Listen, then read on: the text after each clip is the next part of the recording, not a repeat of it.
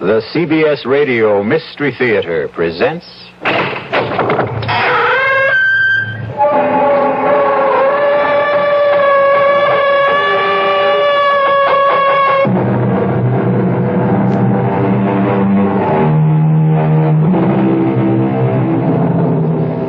Come in. Welcome. I'm E.G. Marshall. Welcome to the fear you can hear. Welcome to the sounds of suspense. It was the ill-fated Prince of Denmark, Hamlet, who lamented, "The time is out of joint. Oh, cursed spite, that ever I was born to set it right." Many people before and since have echoed the same cry of despair, but none with more compelling justice and reason than Ethan Vigil, clockmaker and destroyer. Ethan Vigil, for whom a special clock struck a magic and an evil hour.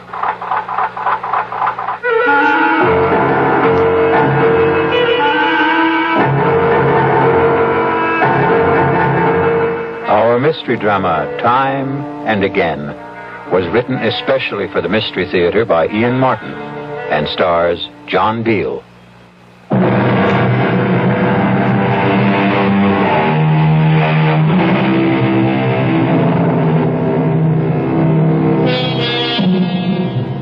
Few of us can resist the fascination of an auction, and I'm no different than most, which is how and why I happen to possess this curious document, which reveals a bone-chilling account of how many lives were lost so uncannily and eerily to the inhuman demands of what Ethan Vigil called that damnable machine.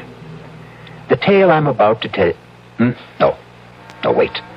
If you can manage to decipher his cramped longhand, let Ethan Vigil confess for himself. I, Ethan Vigil, clockmaker by trade, am writing this in case, when the moment comes, I fail to destroy the hourglass clock. For if I fail, someone must destroy it. Kill it. End its ghastly existence before God knows how many innocent people will die to satisfy its insatiable thirst. The clock itself came into my possession more or less by accident. I was working late at my shop one night about a year ago, and I heard a tapping on the closed glass door. Tarnation, some people can't read signs. Darn fools like to break that glass. Stop that! Can't you see I'm closed? Hey, governor, please. Let me in. Oh, get on with you. You won't be sorry. Give me a chance. I'll give you the chance of a lifetime. Look. It was raining heavily, the water streaming down the glass, but the object he had drawn from the cover of his pea jacket drew my eyes like a magnet. It was a clock, the like of which I'd never seen. It was shaped like an hourglass, with a strange appearing pendulum hanging in the lower half and the face in the upper half. And in the place of the figure 12, at the top of the face, was the numeral 13. I had to see that clock more closely. Oh, bless you, Governor. You're a lifesaver, you are. What do you want? Oh, I want you to have a look at this here clock. The clock is the only reason I let you in. I'd like to have a look at it myself. Let's take it over to the bench. You want this clock repaired? I want to sell it to you, is what I want. I hope I don't regret this, but come on to my place in the back. There's a fire in there to dry you up a bit. You better back up to that fire. Where'd you get this clock? Why, it came into my possession when its owner died. Does it run? Well, now, that there clock, it doesn't run. I'd be the first to admit it. I'll give you $20. Oh, now, look here. $20. Take it or leave it. Well, I may be down and out, but I know a good thing when I see it, and I don't intend to be taken advantage of by somebody There doesn't seem to be any question of who's being taken advantage of. Harriet. Ethan, Who is this person? He's a customer, more or less. This is my sister-in-law. It's near on to midnight, and my poor sick sister is pining upstairs for her husband to bring her a little faith and consolation. Oh, now, Mom, I certainly am sorry to intrude on family problems. Then don't. Ethan, get rid of this man. You better go. Yeah, well, but what about our business and the clock? Well, $20 is all I have to my name. I'll take it. Don't you do it, Ethan. Oh, mind your own business for once, Harriet. I had little doubt my sailor, who called himself Harry Stubbs, had dubious title to that strange clock. But like all collectors, to own something totally and unreservedly unique is an overriding obsession. Is he gone? Yes. Oh, just look at this place after you had that derelict in here. Lights on all over the place, eating up money. To say nothing of good hard cash thrown away on that piece of junk on the table. It was my own money. What own money? You and Henrietta wouldn't even have a roof over your heads, let alone a piece of business, if it weren't for me. Oh, no, it's my money that keeps you going, and don't you forget it.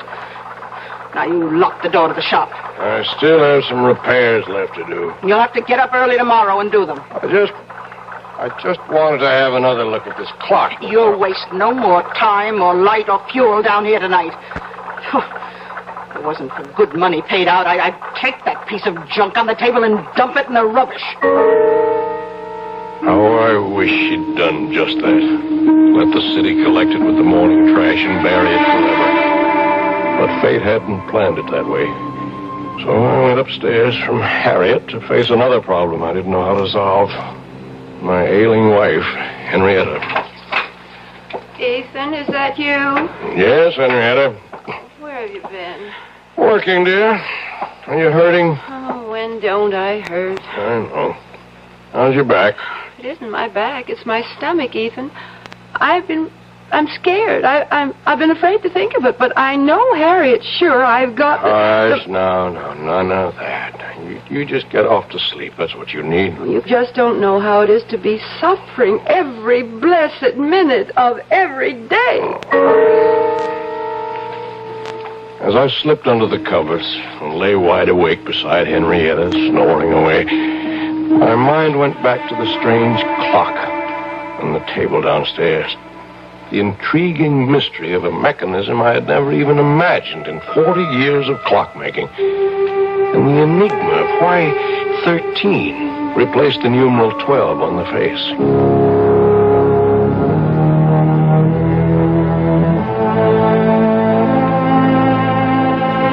All the next morning, between my infrequent customers, I puzzled and poked and tried to reveal the workings of this bizarre clock.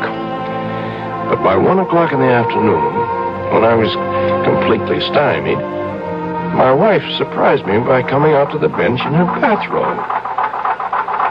Henrietta, what's wrong? I've been calling for someone. Where's Harriet? Well, she went to market. I'm sorry, I didn't hear you. Oh, I've got those blinding headaches again. Could we send for Dr. Royce?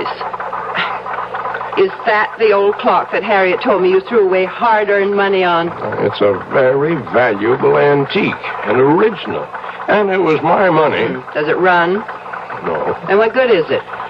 It's worth $20 as it is, at least. In working condition, it could be priceless. Can you fix it? Oh, I don't know. Why not? Well, look at it, Henrietta. You ever seen anything like it? First of all, the hourglass shape of the case. What's inside? Well, that's the problem. Except for the 2 round glass windows. And they're not even glass. I don't know what they are. What window? Well, one for the clock face in the upper cup, if you want to call it that, and the one in the lower inverted cup, where you can see what looks like a pendulum. Oh, can't you shake it and get that to swing? That doesn't seem to be the way it's activated. It's quite stationary. Funny lopsided shape. Maybe it melted or something. Can't you get into the works? Oh, only through this lid on the top. Now, look. There's all you can see of the works. Very old. Wooden gears, wooden pinions, wooden axles. No way to lift it out.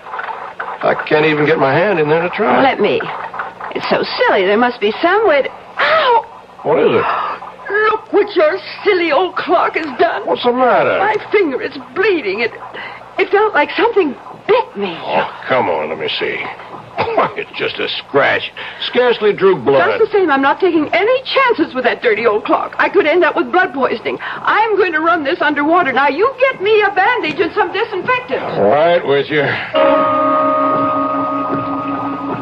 I was suddenly aware that the clock was running. And its beat was the sound of the human heart. But Ethan didn't follow his wife right away, because suddenly he had become conscious that the dead clock had come to life, that it had started to record time again, and that the sound of its beat was very different from all other clocks. It was a sound akin, if not completely similar, to the beat of the human heart. I shall return shortly with Act 2.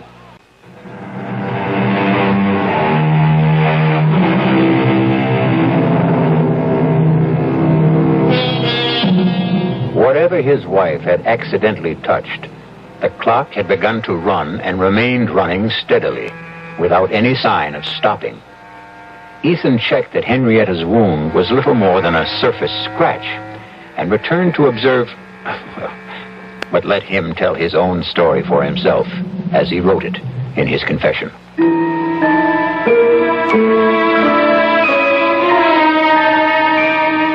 My examination of the clock as it ran made it even more of an enigma. Behind the face, beneath the lid, the gears I saw engage, second by second, operated the hands that told the time. What motivated them was obvious, the strange mass that I had supposed a pendulum weight, but which now, quite clearly, was a diaphragm or pump, opening and closing to create energy, in a motion like a human fist, or... Yes, suddenly I knew why the irregular shape was familiar, like the human heart. But what, in turn, motivated that, or fueled it, was the ultimate mystery. Everything about this clock was different, exotic, strange. Even its chime for the hours, plangent, plaintive, almost the sound of a human voice. I watched it irresistibly all day, all during the night, while I waited for Dr. Jacob Royce to come and examine my wife. Even while I waited for the result of that examination. What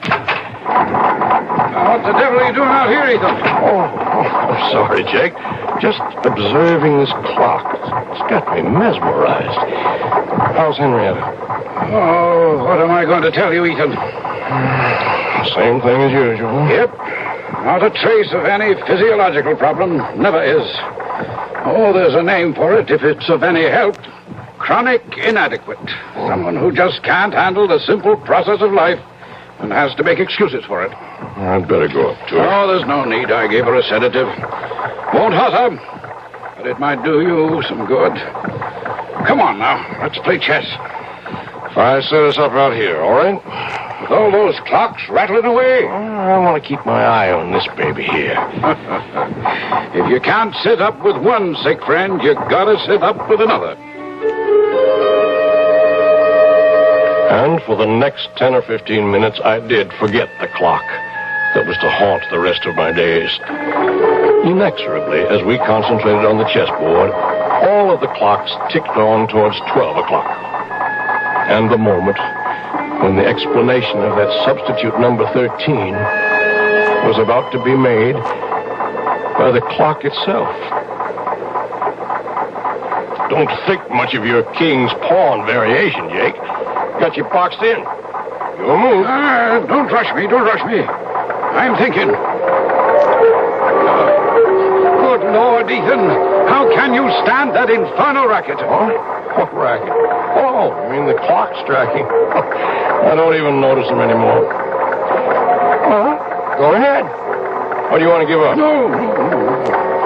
But who can think of a chess move with all hell breaking loose? From now on, we start our games after midnight. Enough to drive a man stark, staring mad.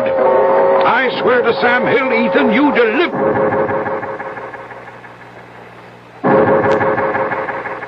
After the 12th stroke of the hourglass clock's chime, there was no sound but the beat of the clock and my own heart. Everything else had stopped dead. My friend's mouth was frozen in the act of speaking. His hand poised over a chessman as though cast in bronze. Outside, like the old child's game, people had turned to statues. A car backing into a parking space was stopped in its tracks. The very raindrops hung motionless in the air like a spangled curtain.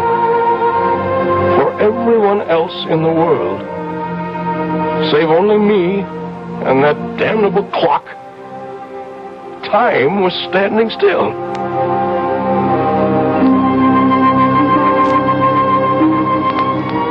The next hour was a strange delirium. My brain raced with new ideas for achieving my lifelong dream, a perpetual motion timepiece. My legs were as supple and tireless as an 18-year-old's as I climbed the stairs to look at my wife, frozen in the act of turning in her sleep, my sister-in-law caught in the middle of a snore. Towards the end of the hour, I returned to the shop, a quick stab of terror prodding at me. Was this to be forever? Poor Jake still sat in the middle of the move he had started almost an hour ago. The hands of all the clocks pointed to exactly 12, except the hourglass. There, the small hand stood directly at 13, while the minute hand swept closer and closer to join it. With a sense of mounting excitement, I waited for their junction. Like the other clocks, my strange new one had only struck 12 before. Now I felt I knew the reason for 13. The extra magic hour of precious time that twice a day it offered to its owner. With bated breath, I waited for the proof. The missing chime. And then it came. Directly set us up here tonight to get me off my game. I concede. Don't you want some more time to think it over? Oh, it wouldn't matter if you gave me an hour to consider it. Tonight I'm too bushed to think. It's just 1 minute after 12. We've only been at the game 10 minutes or so, and I feel as if I've been here for 70. Is it really only 10 minutes? You're the clockmaker, Ethan. Look all around you at your little markers. Yes, you're right. So it's true. You feeling all right? Never better. Why? You look a little strange for a minute. Matter of fact, Ethan, I've been meaning to mention it.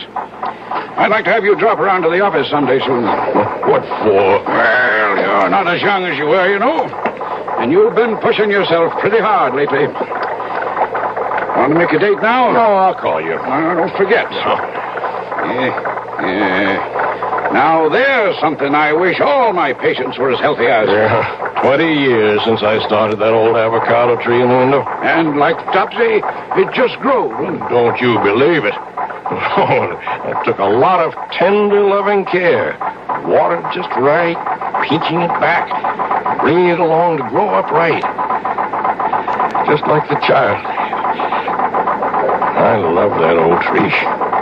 Well, listen, man's got to have something to love. Yeah, I reckon. Oh, you don't think there's anything really wrong with Henny, do you? No, I don't. Just another of her eternal spells. Well, night, old friend. Rain stopped. Good night, Jake.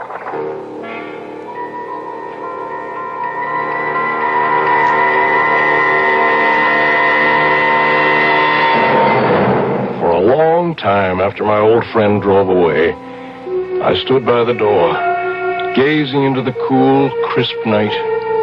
I didn't notice the cold. I was too full of a kind of welling excitement inside me. What a gift that clock had brought me. The dreams were building like castles in my head. Why, I was richer and more powerful than a king. Well, now I knew, no matter what, that for 2 blessed hours every day, from now on, I was a free man. And the last thing I heard that night, as my head hit the pillow, was the triumphant beat of the clock sounding in my inner ear. Or was it the sound of my own heart?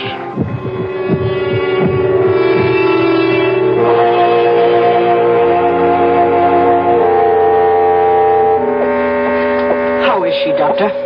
I don't know, Harriet.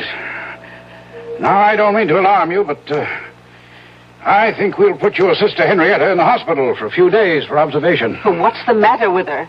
That's what I wanted to put her in the hospital for. Find out.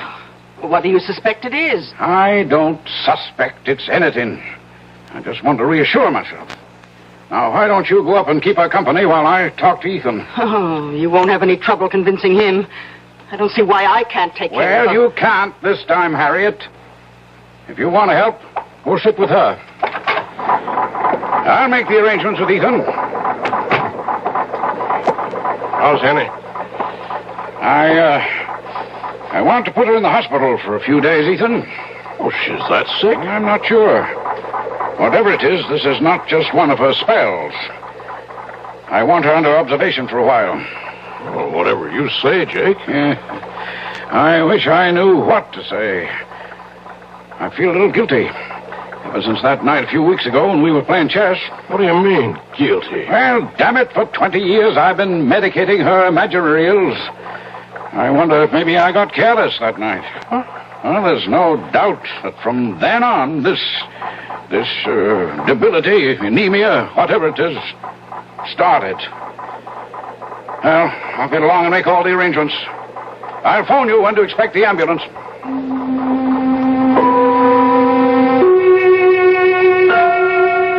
I had my own guilt nagging at me. In the months since I'd discovered the secret of the clock, I'd thought of pretty nearly nothing else. I waited as eager as a child for those 2 stolen hours every day. Not only for the relief from Harriet's nagging and poor Henrietta's everlasting complaints, but for the lift, the joy, the youth and vigor that they brought me. For I'd gone one better than Ponce de Leon. For part of a day, anyway, I had found the fountain of youth.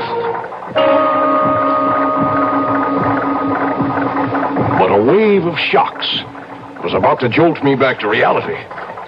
The first was Henny's being taken to the hospital.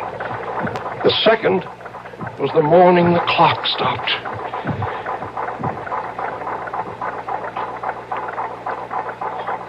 Oh, no. No. What is it? No, Ethan. you can't stop. What is it, Ethan? What's wrong? The clock, it stopped. Oh, is that all? I've got to get it started. Oh, you shake it like that, it'll end up in pieces.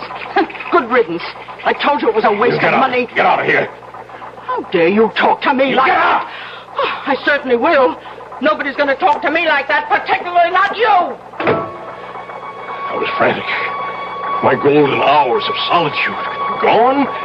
My extra gift of precious time in the rebirth of youth. I couldn't let them go.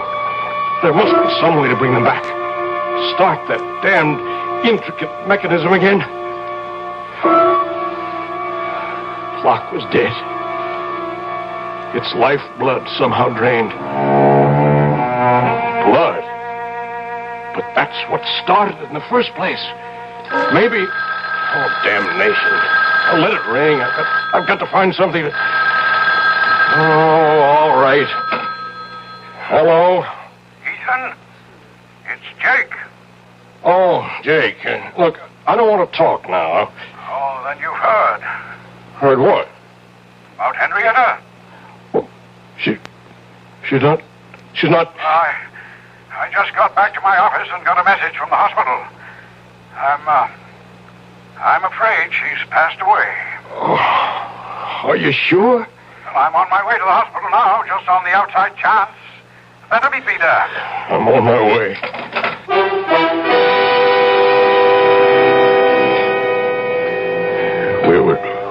We were too late. And he was gone. With no goodbyes. I sat by a nurse's desk, waiting for Jake to complete arrangements and drive me home. A young nurse came down the hall with a tray of blood samples, putting them on the desk. She came towards me. Mr. Vigil? Yes, nurse? Dr. Royce asked me to tell you he'll only be a minute or two. Oh, thank you, nurse. As she walked away, my eyes following her blindly, then I was looking at that tray of blood samples. Blood. It was Henny's cutting her finger that started the clock. Would that be the answer? I acted without thinking. In a moment, I had slipped one of the tubes into my pocket. And I was back in my seat before Jake came striding down the hall.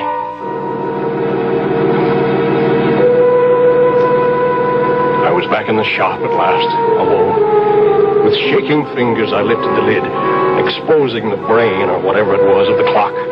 Uncapping the tube, I poured in the blood. I looked at the dial. The hands were spinning around to the proper time. And then, the clock was alive again. Its heart was beating.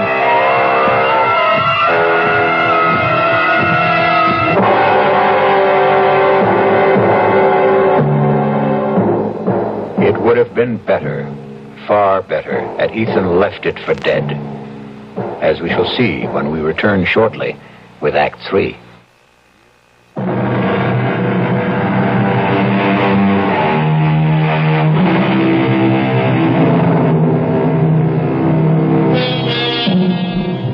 Which of us could resist the temptation of perpetual youth? Or short of that, any extension of life? 2 extra hours a day is 730 a year. Almost exactly an extra month. In a lifetime, 6 whole more years. But what Ethan Vigil forgot is that for every action, there is a reaction. For every gift, a recompense.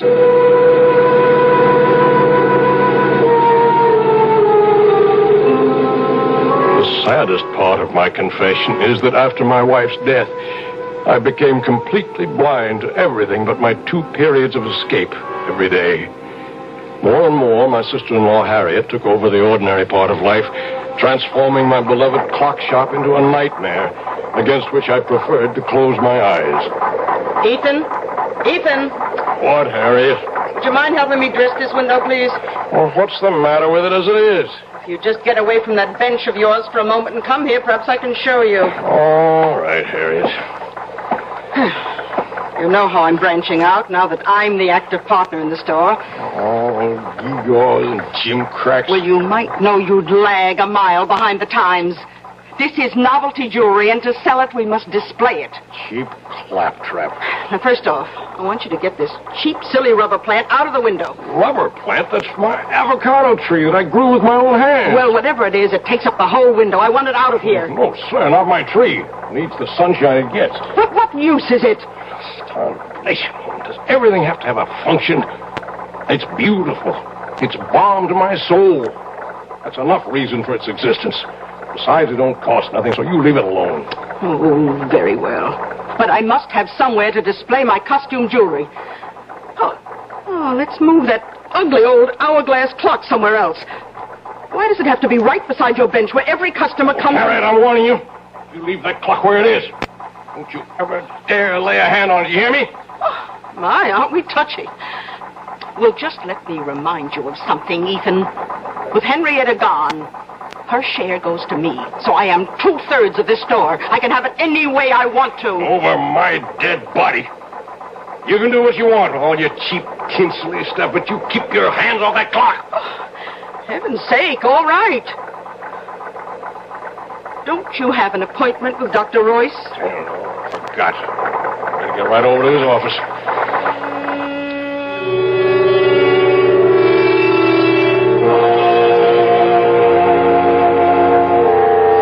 Okay, Ethan, you can put your shirt back on. I'm all finished examining you.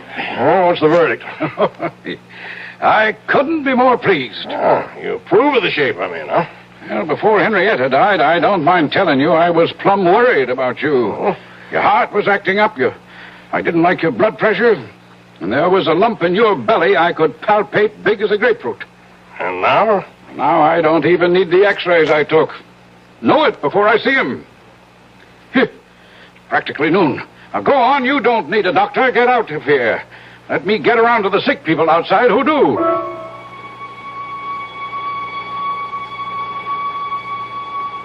As I went into the outer office, I glanced at the electric clock on the wall.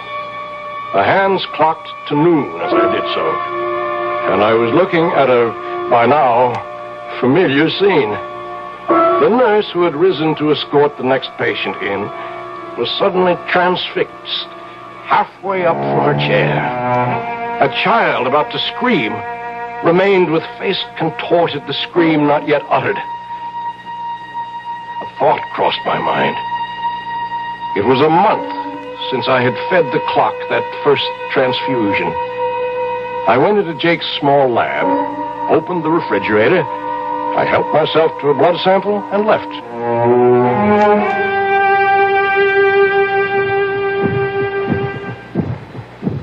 Back at the store, the only sound was the beat of my clock. It seemed a little labored to me, but for the moment I was too furious to see what Harriet had been at since I left.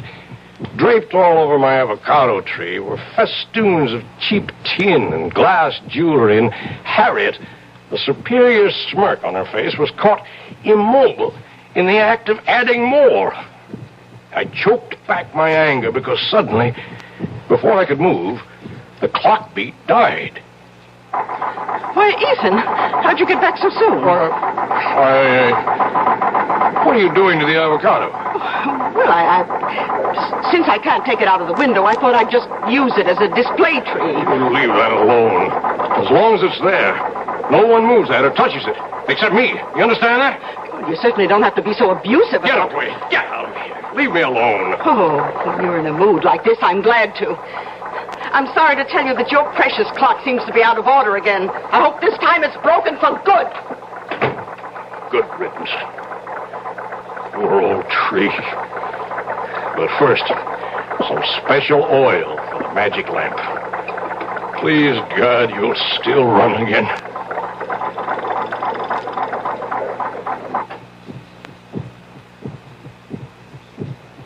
And time stood still again. The pattern for the next months of my life was set.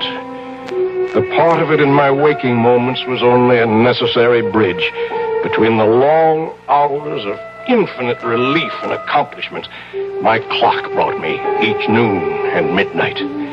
My designs for my perpetual motion mechanism were completed. I had already started to build it. That was my real life. Although I found to my dismay that the clock seemed to demand more and more frequent transfusions to stay running. But these were easy to steal from Jake's office in the hours when time stood still. Then once again, events caught up with me. Oh, Jake, in just a moment. What are you doing here this time of night? Well, the evening's young. I thought a chess game might get some things off my mind. What were you frowning at in the window when I passed? My plant there. The avocado? Oh, yeah. Looks a mite peaked. I can't understand it. It's been wilting and drooping day by day. No reason. Are you any good at diagnosing vegetable life, Jake? Nope. I'm beginning to think I'm not much better with humans. I wish I knew the secret of your spurt of youth. I think I'm getting old. You're not yourself, Jake. What's wrong? I don't know. In a way, it goes back to Henrietta's death, or seems to. What does? Well, I never said too much about the way she died at the time, Ethan. Congestive heart failure, you said? Oh, that's true enough. That's a condition that produces an end to living. But what caused it? Are you asking me? No, I'm asking myself. And I have no answer. Oh, tests were run and the pathological evidence was clear enough. But in spite of massive transfusions, we couldn't stop Henrietta's blood from simply disintegrating. Quite literally turn into water. And that's unusual. Abnormal. Never seen a case like it before. In the last 3 months, I've lost 3 of my patients to the same sort of, what shall I say, same sort of malady. I might have seen it developing, except for a strange thing. What? Well, all of them had been to my office and had routine blood samples drawn for physical checkup. And the samples didn't warn you? There weren't any samples to examine. Unaccountably, they disappeared from my office. And one other strange coincidence. The night your wife died, a blood sample for a patient in the hospital disappeared. And that patient died later? Yep, about 4 weeks later. But I don't know why I'm worrying you with all this. It's none of your business. Well, it is. Huh? Oh, you mean as far as Henrietta is concerned? No, I mean much more than that. Ethan, what is it? I didn't mean to upset you like this. I'm not upset. I just want you to understand. Understand what? That I'm sorry. Oh, I'm so sorry. Well, you're a good friend, Ethan. And I guess I don't feel like any chess tonight. I'll run along. Jake. Yeah? I never asked before, but do you remember exactly what time Henny died? Oh, about 25 to 12, I think.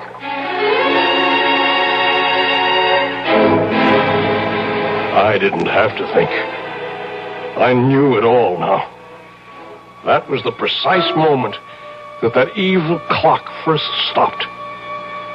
So it was a monster, insatiable, that once having tasted blood, continued to suck on its victim till it had drained all life away.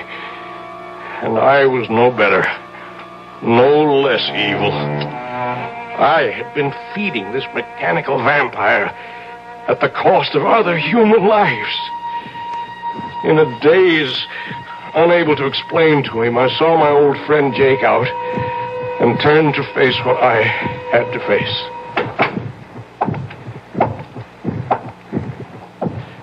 The shop was dark as I walked to the clock.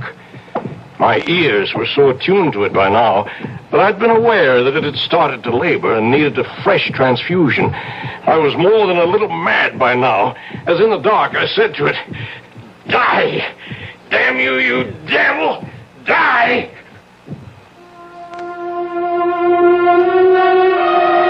My moment of triumph was brief. I still had my own expiation to make. Not only for my wife, but for all those others. And there was a personal sadness as my hands in the darkness traced the form of my perpetual motion machine, which would never be completed now. A man without love, wife, or children would like to leave a small footprint on the sands, his gauge to immortality.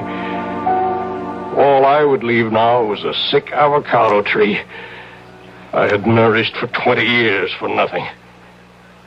And then suddenly, I heard stealthy footsteps and pulled back into the shadows.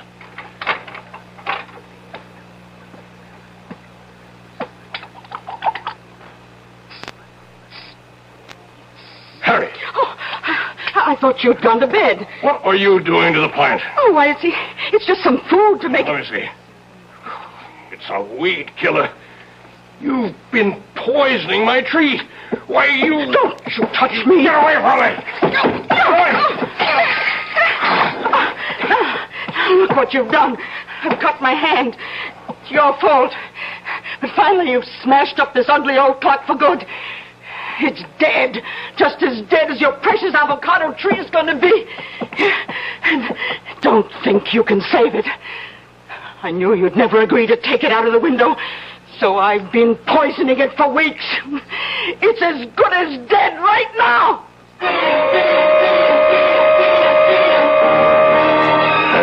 So were you, Harriet. So were you. Her blood had started the damn thing again. But this was to be the last time. What is there left to say? I have to watch another human being die. Slowly, inexorably, unable to arrest the inevitable. And even though it is someone I despise, my guilt is in no way lessened. The only pleasure I can take is that as Harriet sinks, so does that remorseless, evil, damnable machine. And once its heart is stilled, I shall destroy it forever. The one element I have not tried against it is the enemy of the devil. I shall take it, chained to my body, when we go to our grave in the river, to share it for eternity. As I finish this confession, to mail to my good friend, Dr. Jacob Royce, I can hear the evil thing labor, about to die. It's time for me to write the end.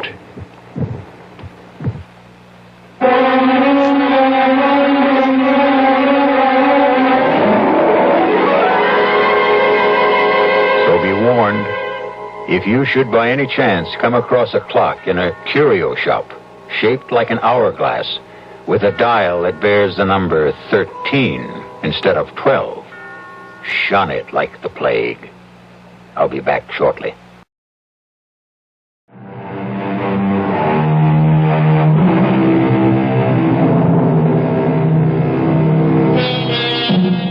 Oh, the fascination of time and man's never-ending quest to hoard it, to stretch it, to borrow an extra portion for himself alone. As I sit watching the clock ticking away, I too have that irrational impulse all of us have felt sometime to hold back the hands and bring time itself to stop. And then I remember Ethan Vigil, and I decide that once around is enough for all of us. Our cast included John Beale, Grace Matthews, Bryna Rayburn, and Ian Martin. The entire production was under the direction of Hyman Brown. This is E.G. Marshall inviting you to return to our Mystery Theater for another adventure in the macabre. Until next time, pleasant dreams.